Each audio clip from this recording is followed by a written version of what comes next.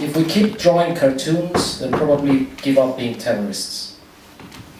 If we stop drawing cartoons, they'll probably stop killing people.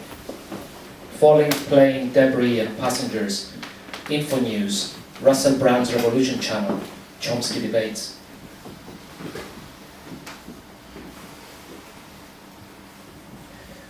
Do you feel better now? Said Leonardo da Vinci.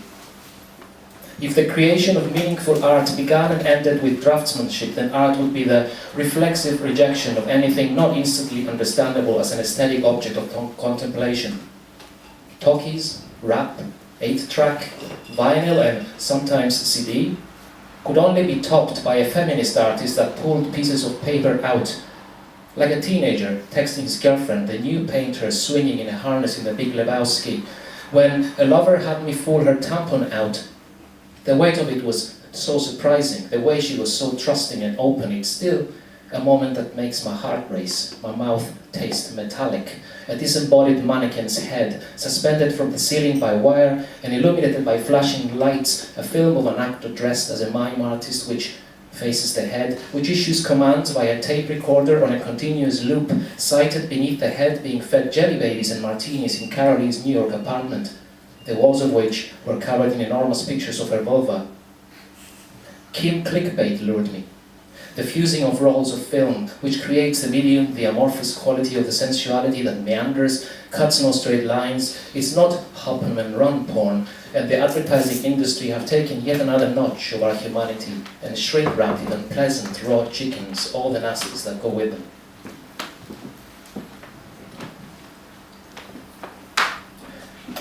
I'm trying to write a song called Quality, Reliability and Value.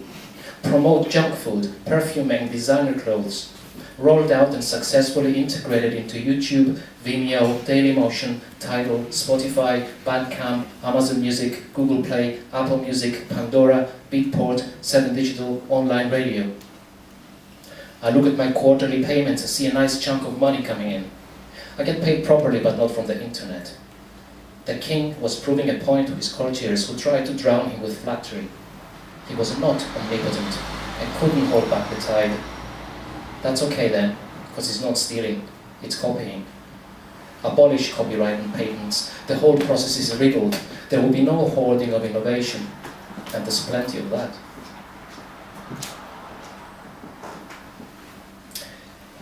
In '87, Huey Lewis and the News released 4, their most accomplished album. I think their undisputed masterpiece is Hip to Be Square, a song so catchy most people probably don't listen to the lyrics, but they should, because it's not just about the pleasures of conformity and the importance of trends, it's also a personal statement about the band itself. Thank you, Patrick. Their early work was a little too new wave for my tastes, but when Sports came out in '83, I think they really came into their own, commercially and artistically.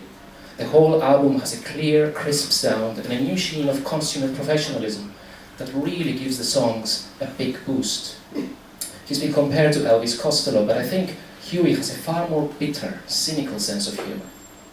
That's funny, because the News, minus Lewis, were the backing band on My Aim Is True.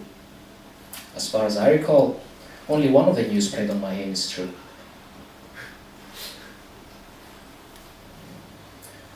What is the answer then?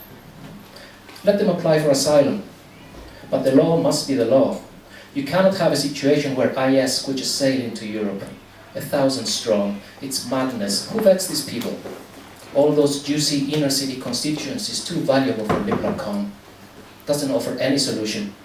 He just wants art to be tougher, to drill a little hole in his boat so that it finally sinks at the end of the Biennale. Let's not bring Hopkins into this, she's best ignored. Plenty of people, including our own government, are in effect saying, let them down. You are by implication saying, let them drown. Another political work by an artist with no experience of the plight of refugees or war victims, more gallerists, curators and critics financially exploiting a serious humanitarian crisis by expressing faux empathy which doesn't involve them actually doing anything to help people. I need help. Mr. Jones is right. It doesn't include labels nor pity. It just floats quietly. and serves to begin conversations such as this.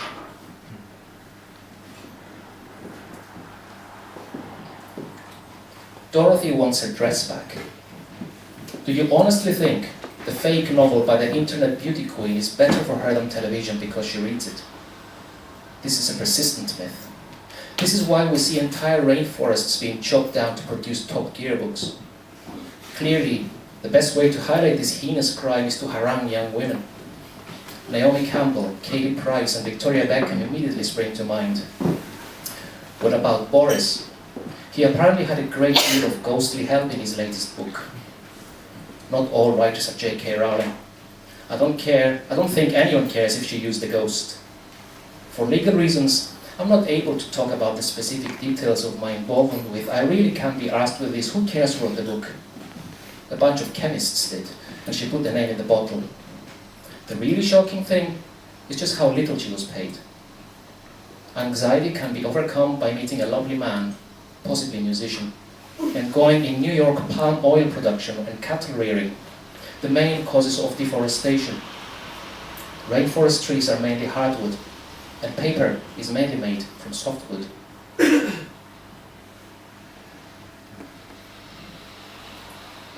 People power and dance culture kept it going. Fancy mixing Saint Etienne with a banjo strummer, singles and live performances groovy. Considering today's hot air is all about housing, some DJs spend puttling around on their laptop for fuck's sake, comparing Pink Floyd to Meghan Trainor. Kills all serendipity. I just don't get digital recordings better than analog format, better than digital playback. CD rot, mangled cassettes, corrupt downloads from sites no longer operating. The sleeve, the lyrics, the artwork. Photography using film, chemistry and paper prints. Thin, fizzy and tinny. The gatefold, the sew and patch, the poster. Skins, lighter, roach and your stash. Libraries, universities and radio stations. A storage problem, a dust problem, a sound pickup problem. Easier to program a player that wouldn't let you pause or skip or change track order. If you just want to mix, you skip the chapters you're finding a little dry. This is really best for people without an attic.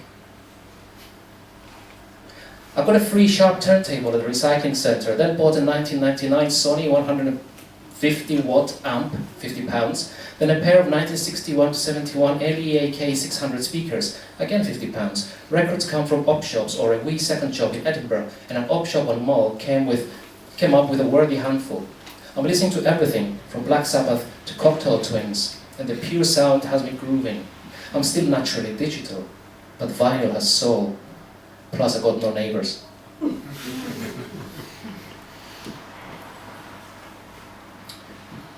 There's a wider conversation, though, about the extent to which society values its artists. As it has always been, the people who are getting rich are not black musicians. If Prince had been born 30 years earlier, he would have been a bebopper. This is the Beatles becoming essentially a studio band after 1966. People need to write the code, design the systems, etc. Why should musicians, authors, etc. earn vast sums of money? All e-commerce innovation happens in the porn industry. Why should anyone get paid if a caveman didn't? Why pay the plumber at all? Does Prince get paid if I flush the toilet? This comment is very lightweight. Even though I like panpipes and also glockenspiels, I didn't have the patience to carefully read it.